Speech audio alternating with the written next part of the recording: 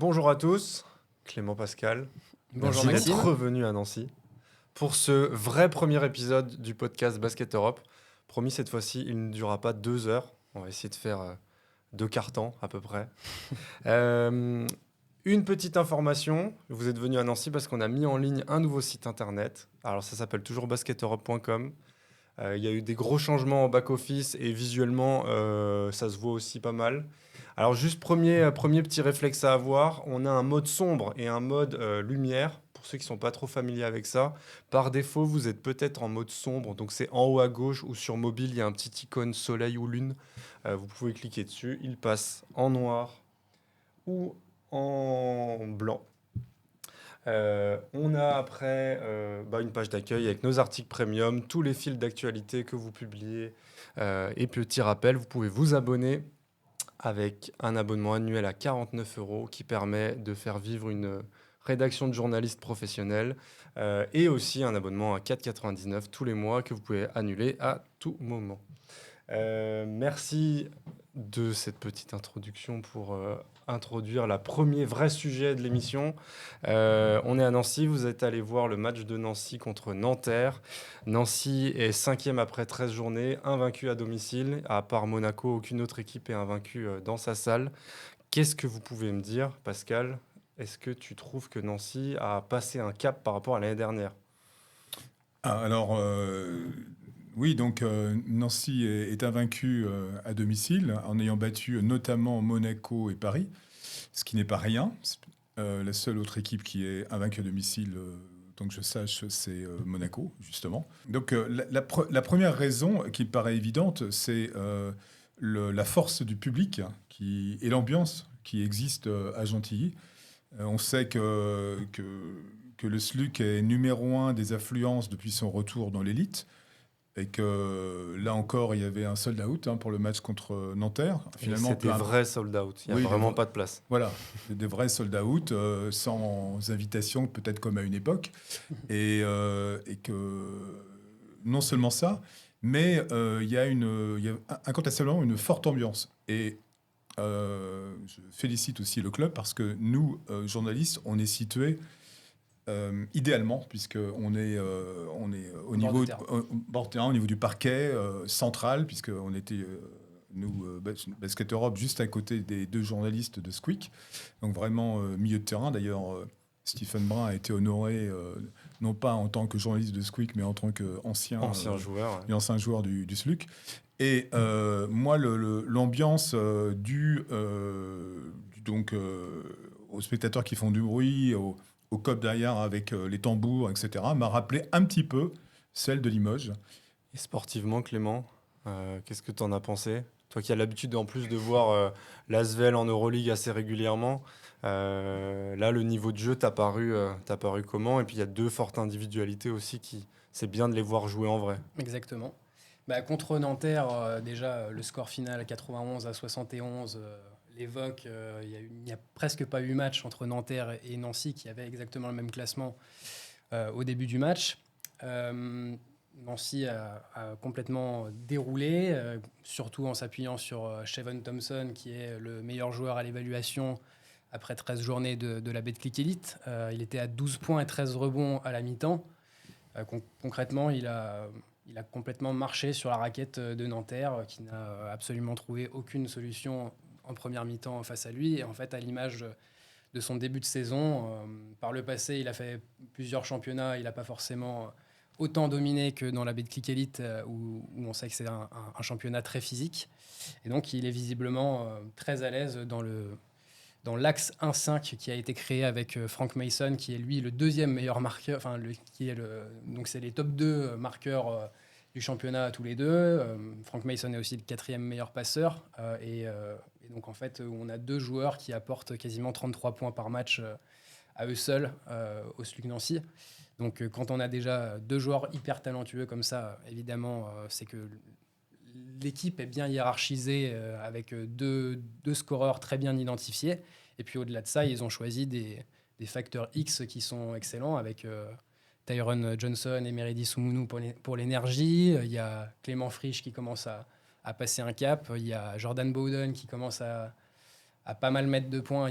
pareil pour Anthony Labanca. Donc on a vraiment un effectif qui est bien hiérarchisé.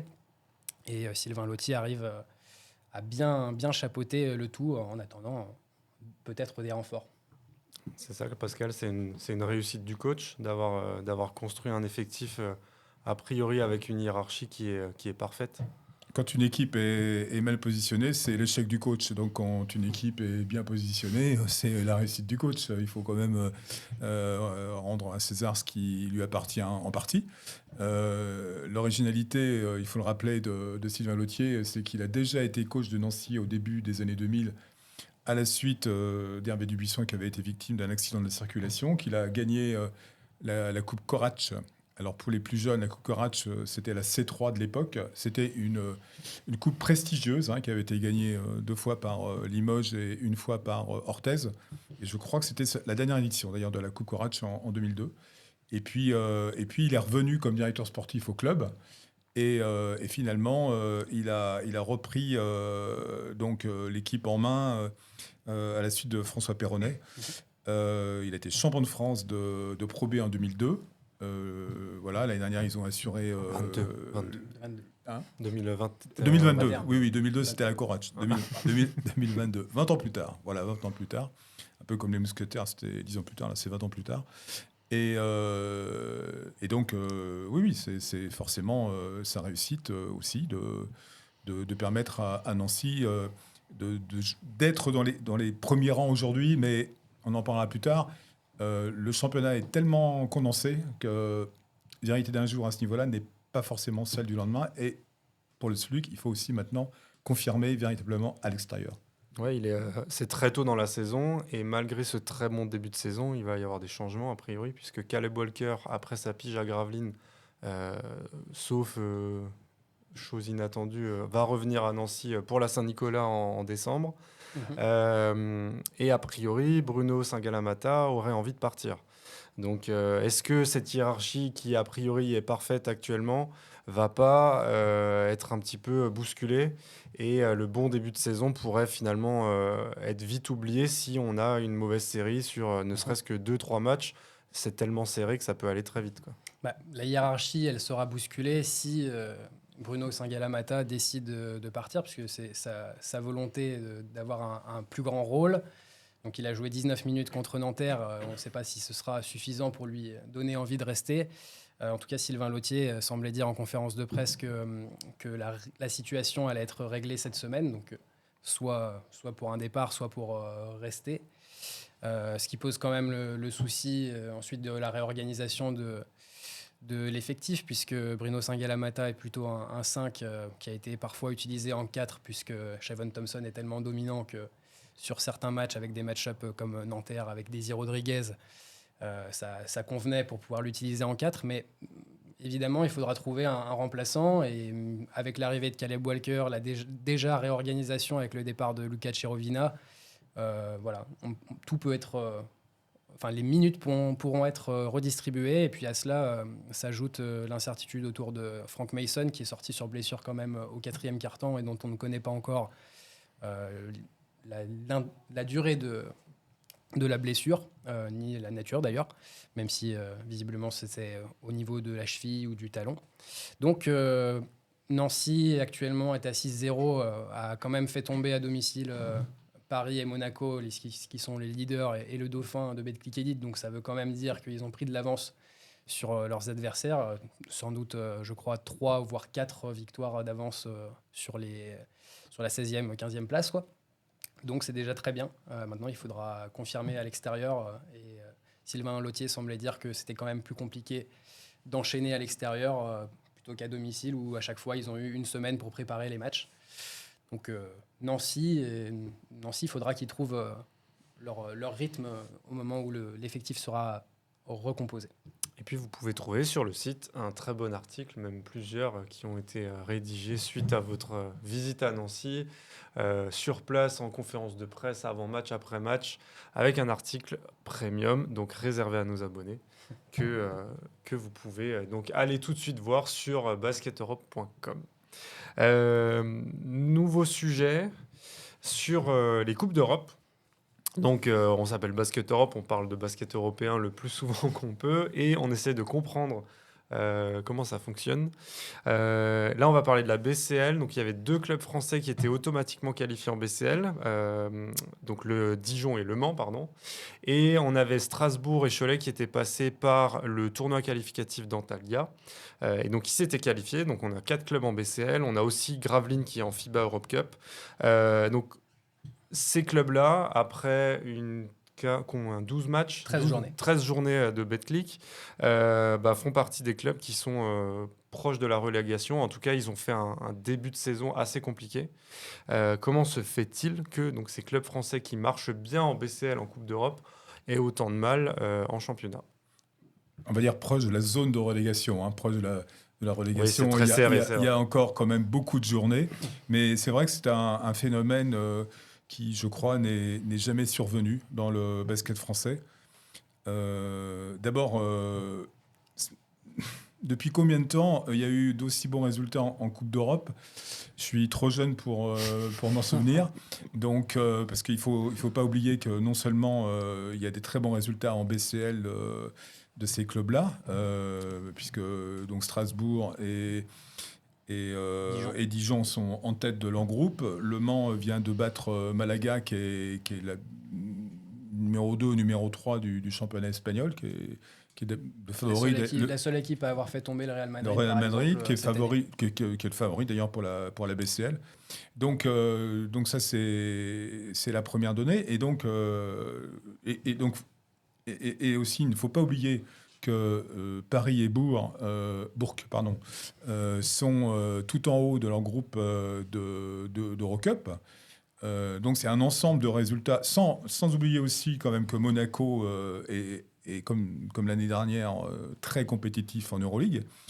Donc c'est un ensemble de résultats qui me font dire tout simplement que le championnat de France est meilleur que toutes ces dernières années. En tous les cas, voilà, après à peu près un tiers du championnat, ça me paraît incontestable. Et la deuxième chose qui va avec, c'est que il y aura 3 descentes à l'issue de cette saison pour la Pro B, et qu'il y a une lutte farouche pour éviter évidemment ces 3 dernières places. Ouais, ça met beaucoup de pression à tout le monde. Voilà, ça donne beaucoup de pression à tout le monde. Il y a déjà des coachs qui ont payé les pots cassés, il y a des changements de joueurs, etc. On en est à combien de coachs là? Pour l'instant, 4, 5 à 3, avec 3. Laurent Leniam qui a été remplacé par Jean-Christophe Prat à Gravelines, TJ Parker qui a été remplacé par Gianmarco Pozzecco à Lasvel, et puis Laurent Forest qui n'a pas encore été remplacé à Boulogne-le-Valois, mais dont l'intérim est assuré par Monsieur Besson, le père de Hugo. Hugo. Voilà. En attendant, Le peut-être prochain. Laurent Leniam ou Gigi Jackson, visiblement. TJ Parker, c'est un peu différent. Lui, c'est à C'est un cause cas un peu des particulier. résultats en Euroleague. Hein. On est bien d'accord que Lasvel n'est quand même pas menacé pour Ouais, descendre en Pro B. Ouais, Mais- enfin, il marche pas sur tout le monde non plus en Betclic quand même. Là. Non plus. Ça, Et aujourd'hui, donc tous les clubs cités en BCL, tous les clubs français cités en BCL, ne sont pas du tout assurés de se maintenir mathématiquement dans l'élite. Et ce qui avait été dit en début d'année, c'est que cette année, il y aurait au moins un club historique du basket français qui descendra en Pro B. Il pourrait y en avoir plusieurs. Pas mal de pression sur les arbitres aussi, des petites sorties médiatiques à droite à gauche. Alors certes, il y a toujours des erreurs en arbitrage. La VAR ou le challenge vidéo n'arrange rien. Au contraire, mis à part rendre les décisions encore moins compréhensibles et surtout allonger les matchs. Parce que quand vous avez de la première fois, on discute, ensuite on va vérifier la vidéo et puis après on rajoute un temps mort.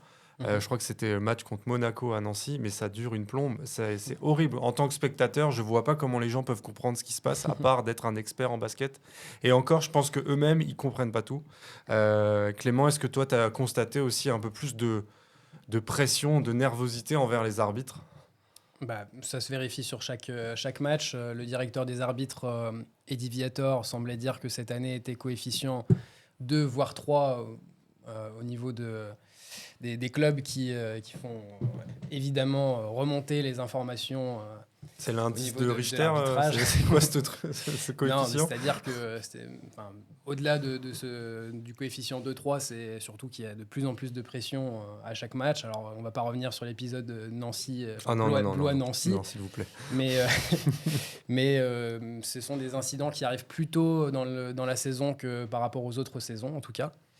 Et la pression des coachs, la pression des arbitres. Et puis, le dernier argument qu'on peut avancer par rapport à cette difficulté des clubs français, c'est aussi que le niveau de la BCL cette année, avec en tout cas la configuration initiale des 32 équipes, est un peu plus faible que celui de l'Eurocup dès le départ, où il y a 20 équipes seulement, où l'écart est plus resserré entre les équipes de tête. Et donc forcément, on a des équipes comme Opava, par exemple, qui ne gagnent pas un match contre... Tu peux répéter, s'il te plaît, Opava? Opava, une Ah, équipe désolé, tchèque je l'avais pas celle-ci. Ok. Je suis désolé. qui perd de dizaines de points à chaque match dans le groupe de Dijon, par exemple. Donc on a quand même des équipes plutôt faibles. Les plus faibles équipes de BCL sont vraiment très faibles. C'est là où je voulais en venir. C'est que par rapport au niveau du championnat de France qui monte, on a la BCL, au contraire, qui dans sa première phase, n'est pas non plus hyper relevée sur le plan sportif. Ajouter à cela aussi les défections des clubs russes et aussi l'incertitude au niveau des clubs israéliens. Donc, voilà. Puis il y a pas mal de déplacements aussi, mine de rien. Les clubs français, ils font pas tous leurs déplacements en jet privé. Et je pense que quand ils ont, je sais pas quoi, avec un bus, un avion, un autre bus, et qu'ils doivent ensuite enchaîner contre Le Portel, Saint-Quentin, Cholet, Lasvel ou peu importe, c'est pas simple, quoi. Oui, mais il y a pas tant de matchs que ça quand même en BCL, hein, si on compare à l'Eurocup, où là, Ils jouent une fois toutes les 2 semaines, alors qu'en Ouais. Eurocup, c'est chaque semaine. c'est chaque semaine, voilà. Et finalement, pour l'instant, ils ont disputé, si je ne m'abuse, que 4 matchs. Bon, c'est pas, pour moi, c'est pas, oui, même si effectivement un effectif comme celui de Cholet n'est pas surabondant, ça me paraît pas être une excuse quand même pour expliquer les mauvais résultats dans le championnat de France. On va passer à un autre sujet, parce qu'en plus, il faut qu'on laisse un peu de temps à Valentin qui se prépare. Que se passe-t-il à Limoges? Alors, bien sûr, on va pas parler de sportifs, hein, on est bien d'accord, on parle de Limoges. Mais qu'est-ce qui s'est passé à Limoges il y a quelques semaines? Une annonce assez importante avec des pénalités sportives et financières est arrivée. Donc, Pascal, est-ce que tu peux nous expliquer un petit Je ne peu vais ce qui pas, se passe? je ne vais pas entrer dans le fond du dossier parce que j'ai lu ce qui a été dit dessus, notamment dans l'excellent Populaire de Limoges. Mais en tous les cas, il y a 2 choses. La première, c'est que à Limoges, justement, il se passe toujours quelque chose. Moi, je suis Limoges. Alors, comment dire, n'écoutez pas pour les plus jeunes. Je suis allé pour la première fois à Limoges durant l'hiver 81, à l'époque où Beaublanc avait 2-3 semaines. Et finalement, à part la période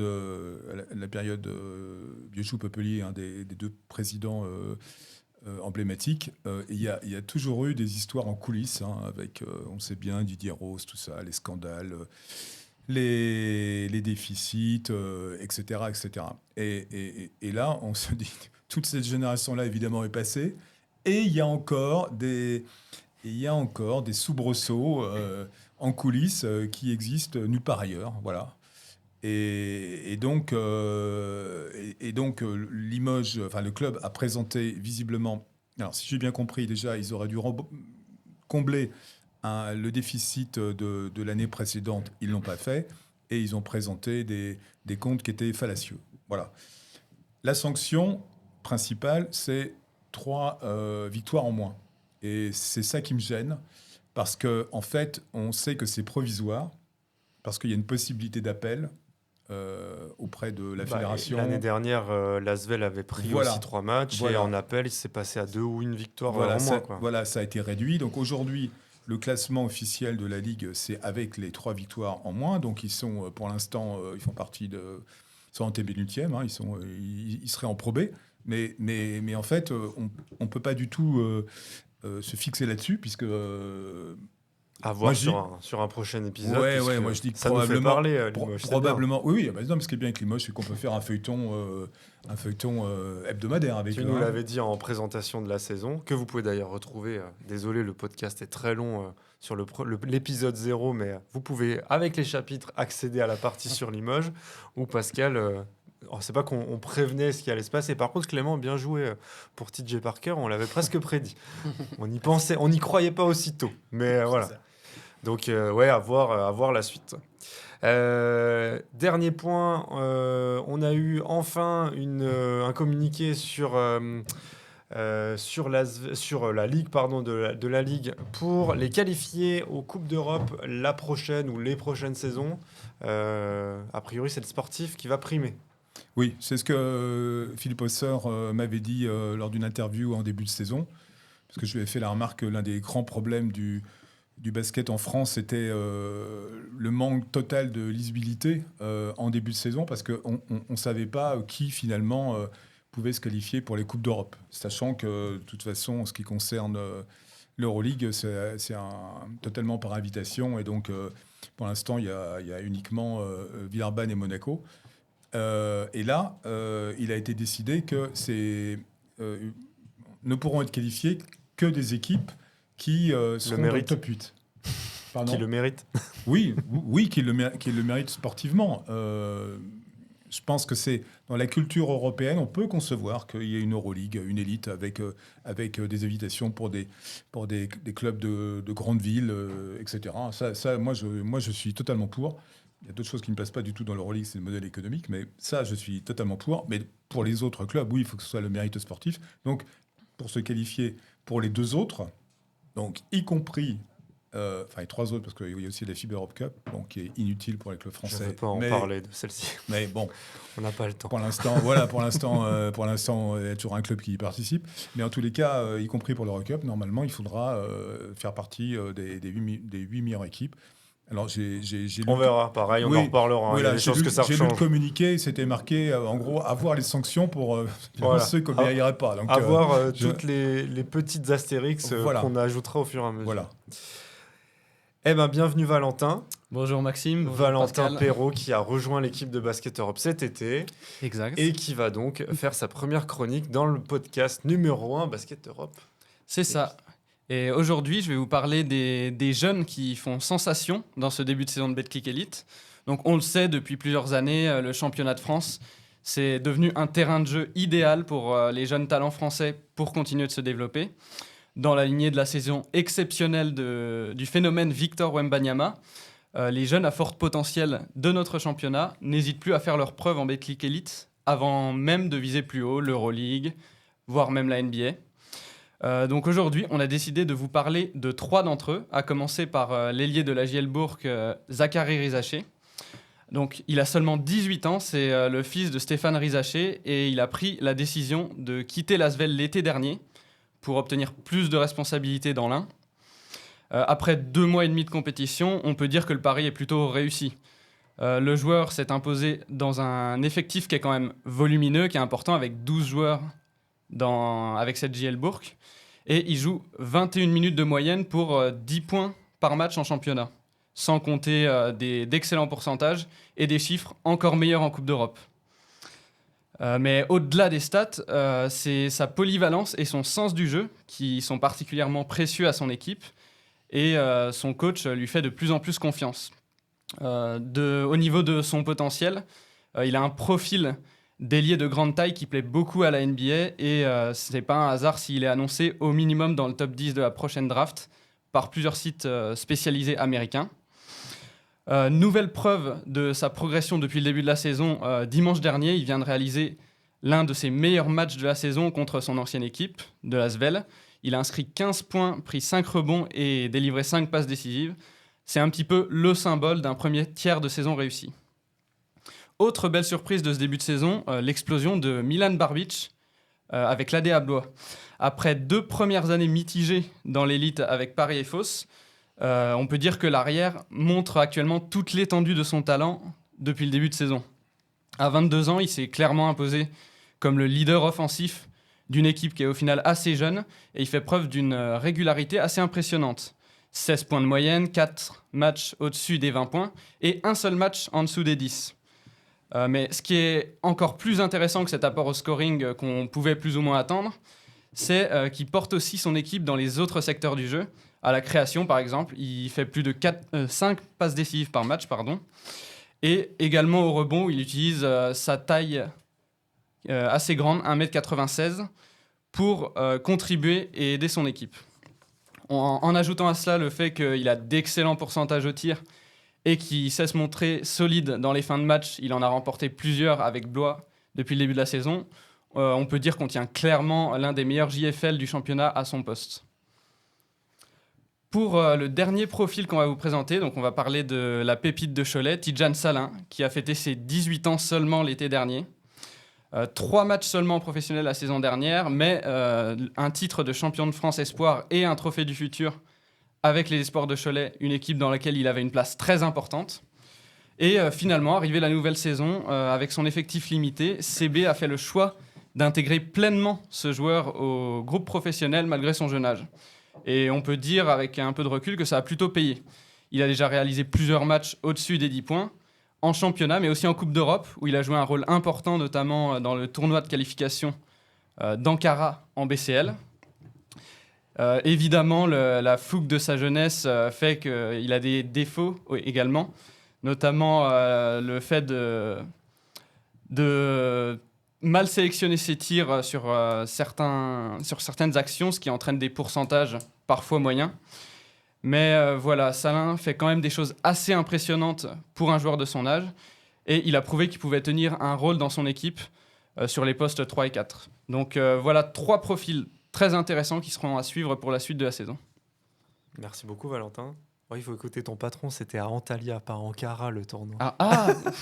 Pardon. C'est pas grave, merci beaucoup, Valentin. Je pourrais ajouter juste un petit quelque chose. Oui, à ce qu'il a dit. Non, simplement, on peut remarquer quand même qu'il y a une filiation, puisque, comme l'a dit Valentin, chez les Rizaché, celui qui était connu avant, c'était Stéphane, qui a été vice-champion olympique en très 2000. beau gaucher, un ailier magnifique. Voilà, et chez Barbic, il y a Yann Barbic, le père, qui était un joueur de première division, qui a joué aussi à l'université. À Loyola, à Chicago, je crois. Ouais, il était dans un des premiers maxi basket que j'ai eu dans ma jeunesse. Il y avait un article sur lui.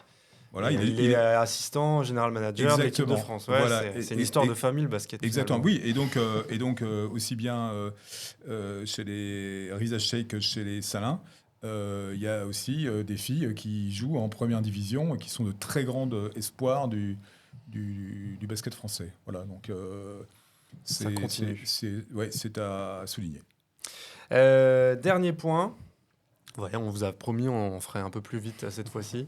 Pascal, tu participes au jury du All-Star Game. Donc, j'aimerais avoir un peu vos coups de cœur sur le All-Star Game, sur les sélections après ce premier tiers de saison.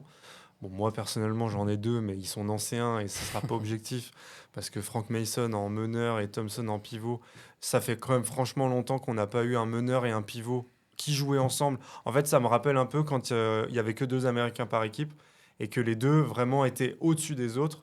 Et finalement, les autres autour étaient des très bons joueurs, mais en plus, là, le poste 1-5, il est vraiment impressionnant. Toi, Pascal, et puis Clément, qu'est-ce que vous en pensez ? Alors, je ne vais pas donner ici le nom des joueurs pour lesquels je vais voter demain matin, puisque c'est demain matin. Parce qu'on enregistre, voilà. Mais voilà, demain matin, tu alors on participes au jury. Voilà, déjà pour une bonne raison, c'est que j'y ai pas encore réfléchi.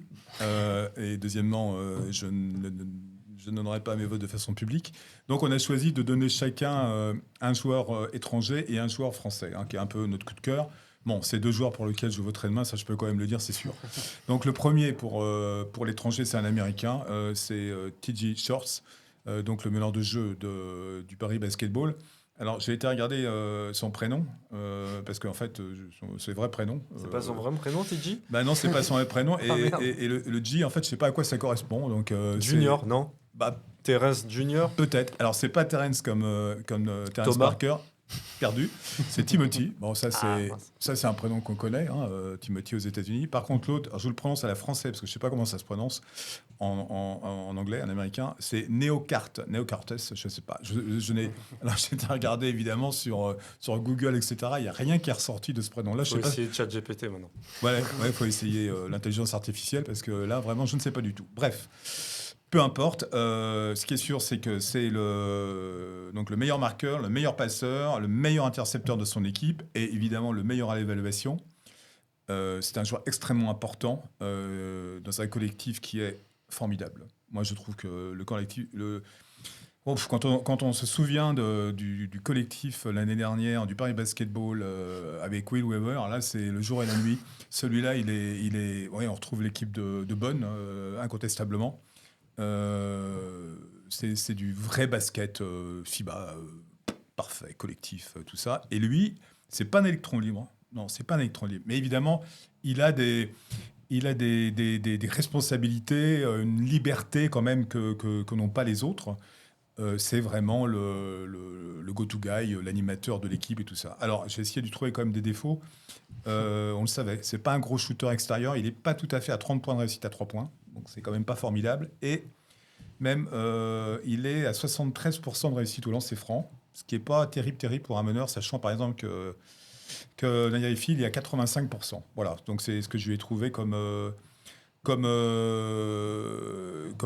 petit défaut. Alors, je fais un petit peu de teasing quand même. On est en préparation d'un dossier sur les salaires.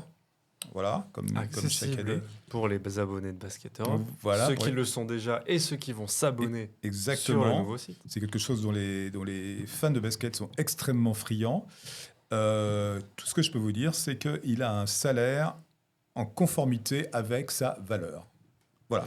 C'est pas une surprise sportive, donc forcément, ça se paye. Oui, voilà, il ne faut pas oublier départ. qu'il était l'année dernière MVP de la BCL et de la Bundesliga. Donc, il n'arrive pas de nulle part du tout. Ouais. Et le joueur français que j'ai choisi, c'est Bastien Vautier, qui n'a absolument rien à voir quant au style de jeu. C'est un joueur plutôt à l'ancienne, on va dire. Un ancien ancien, donc ça. Oui, alors justement, simplement c'est un joueur à l'ancienne, hein, pas athlétique, mais extrêmement technique. J'apprécie aussi ce style de joueur, surtout que ça dénote dans une ligue qui est quand même réputée pour être très athlétique. Donc lui, il n'y est pas. Et donc en fait, c'est sa première année d'élite, puisqu'en fait, il avait joué auparavant un match simplement à Nancy, au SLUC Nancy. Donc en espoir, ça ne compte pas. Et autrement, il n'a été qu'en Pro B, qu'en Nancy, puisqu'il était revenu, Quimper et Lille. Voilà.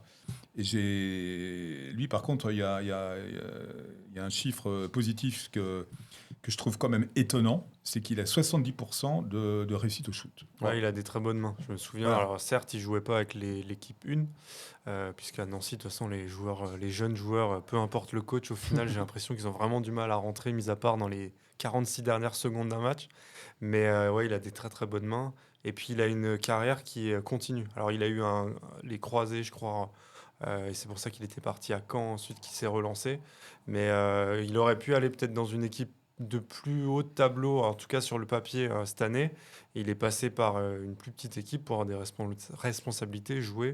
Et a priori, ça se passe parfaitement. C'est très, très bien géré. Alors, il est complètement à contre-courant de tous ces joueurs dont on fait des prospects à 18 ans, la NBA, nanana, puis finalement, on retrouve Angélique pour quelques matchs, puis après, qui reviennent en Europe.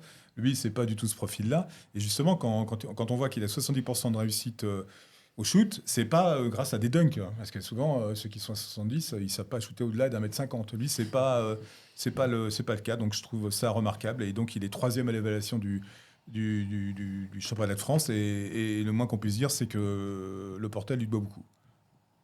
Et toi, Clément, tu as une petite idée ? Eh bien moi, j'ai sélectionné en joueur américain Mike James, et j'en parlerai pas 50 000 fois dans des podcasts de Basket Europe, mais sur le début de saison, je crois, et Pascal ne pourra pas me contredire à mon avis, que nous avons actuellement le meilleur joueur d'Europe dans le championnat de France. En tout cas, sur le début de saison, premier joueur à l'évaluation en Euroleague. Alors ça ne comptera pas pour le jury du All-Star Game, mais Mike James, après 10 journées d'Euroleague, est le meilleur joueur à l'évaluation de l'Euroleague quand même. Et au-delà de ça, en Betclic Elite, il fait gagner son équipe, ce qui est quand même le plus important, en étant le leader évidemment intrinsèque, même s'il a des statistiques qui sont moins intéressantes globalement que l'année dernière. Mais on a un joueur qui est ultra décisif, qui porte son équipe formidablement bien. Et ce que j'ai l'impression, c'est encore plus que l'année dernière, où on était déjà à un niveau qui était quasiment jamais atteint.